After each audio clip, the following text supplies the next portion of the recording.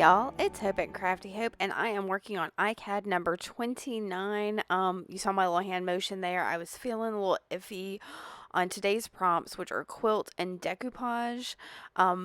These are two crafts that I have very close relationship with. I have both quilted. I'm not a quilter, but I have made a quilt, and I hope to do more in the future. And I was really big into decoupage. Um, oh gosh, many years ago, probably 20 years ago. um, and so I was trying to combine those two because they're two different things. My first thought is with the quilt, I'm kind of doing a patchwork thing with collage elements. As far as the decoupage portion, that'll come in later. And collage and decoupage are not the same thing. A lot of people use them interchangeably. They're very similar. Um, Collage itself is to use different elements and put them together, whether that's by gluing them or you could even do a collage that's welded, and it's just putting a it's a piece of artwork with a bunch of elements brought together. It's kind of an assemblage kind of idea. Whereas decoupage is using cutouts to decorate a surface. So it's more like fussy cutting something and putting that down on some kind of surface. So, again, quilt and decoupage are two different things. And so combining them felt a little odd to me, but I'm going to make it work here. So I slowed this down just a little bit so I could explain that I am Crafty Hope, and I feel like I have, you know, a lot of craft knowledge to impart sometimes. So I'm going to speed this up now. And as you can see, I am collaging down this kind of quilty, patchworky pattern onto my index card for index card a day. That's what ICAD is. And like I mentioned, the prompts, the main prompt comes from Tammy of Daisy Yellow, and then the second prompt I'm using, which is the decoupage one, is from Nina of it's Nina Fickett, and she's the mixed media ICAD prompts. So I'm just using a variety of different papers to collage down on here and make my kind of patchwork pattern. And I'm using my Uhu glue stick onto my index card just to kind of, and I don't know if you can even see the pattern. I'm going to, in a minute, take this whole thing over to my sewing machine to give to do the up and down and, yeah, up and down and side to side lines like on a traditional quilt. Um, so I'm getting that all down. Ta-da! And there, I've taken it to my sewing machine. My up and down lines I did zigzag, and my side to side I did just a straight stitch to kind of differentiate them. You can definitely see it better on the back than on the front, but that's okay. This was feeling a little chaotic to me, so I'm going to go ahead and pull out the gesso to kind of bring everything together a little bit. Because my sewing lines didn't really quite stay on the lines of the collage. So I'm just going to, brayer over this with some gesso and then dry it real quick. And then I pulled out, okay, like I said, I was real big into decoupage for many years. So I used a lot of magazines for I've got other things that are back from my decoupage days, but magazine cutouts consisted a lot of it. So I've got all of these little magazine images I have pulled out, and I'm selecting a few, trying to decide exactly what it is that I want to put on this card. I do love fashion magazines, and that's where a lot of these come from because they've got some really great images in there. So sorry that I'm flipping through this for so long, but I knew I wanted to find something that would fit on the card, as well as something that would be easy kind of to cut around or cut out.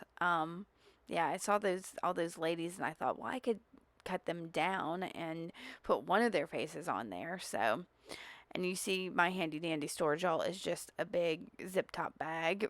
Really, it's awful. And then from there it goes into a folder. So, looking at the ones I pulled out, and I ended up pulling, really liking this one of this couple. So I'm going to fussy cut around them so that it is a more of a decoupage image. And it's not, again, I've mentioned this before. I'm not great at fussy cutting, but the key with fussy cutting really is to move your image and not your scissors. Your scissors kind of scissors. If I could speak, um, scissors kind of stay in a straight line. So I tried to move them around. I was thinking it would be neat to have the guy sitting on one of the lines, like the sewn lines on there, but it just didn't look right. What ends up looking the best is where the cutoff at the bottom, where his legs are, yeah, sit there against the bottom of the card. Makes the most sense to me. So I'm going to grab, I don't know why I have my gel medium out. With that being magazine, I don't really need it, but I guess with the texture from the sewing on there, I was feeling that it would be easier.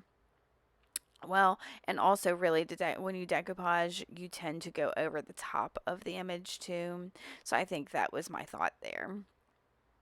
And I tend to use Mod Podge usually, but I think my gel medium was close at hand.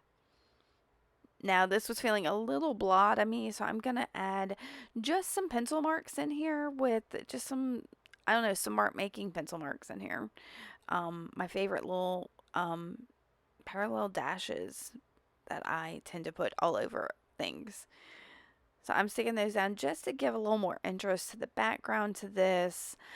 Then I'm going to pull out, I think, a book page, and it's just a vintage book page. It's not even large print, I don't think, and find a phrase on there that says there was not much sympathy. Oh, and look, see, I didn't even get them down very good, so I'm gonna get that gel medium back out again and make sure they are secure on there. All right, I think I've got them down now. All right, here's my book page. Like I said, some old book, and I'm going to cut the phrase there was not much sympathy. And I'm going to end up using it underneath his behind as like the chair. So that's actually what he's sitting on. So it doesn't look like he's just hovering there. I knew I needed, yeah. And I think that's part of the reason I used the smaller book text is because anything too large, I wouldn't have been able to get much more than a word or two under his behind. So I'm going to cut that down. And I think I'm just going to use my Uhu glue stick to glue them down. And from there, I think I'm going to grab probably my Stabilo All and go around the outer edge of my card just to frame it up, and then I'll activate it, and then I'll also go around my my little phrases there and with the Stabilo to give them some make them stand out a little bit more because they kind of blend into the card right there. And yeah, that's gonna be about it for this card, y'all. It was kind of weird pulling out my decoupage, my old decoupage supplies, but I really should use them more often. For a while, I wasn't liking magazine images in some of my mixed media art, but I found that if I do put that gel medium over the top of it, since it's matte, it takes away some of that shine that I don't tend to like from magazine images. So see there, I thought I was done, and then I realized, no, my words aren't standing out. All right, I'm going to go around those, activate that, and then I am done with this one. Y'all let me know if y'all have any questions. I am more than happy to help. I'm so grateful you came by and watched this. It means the world to me. All right, y'all, keep on crafting on. Bye.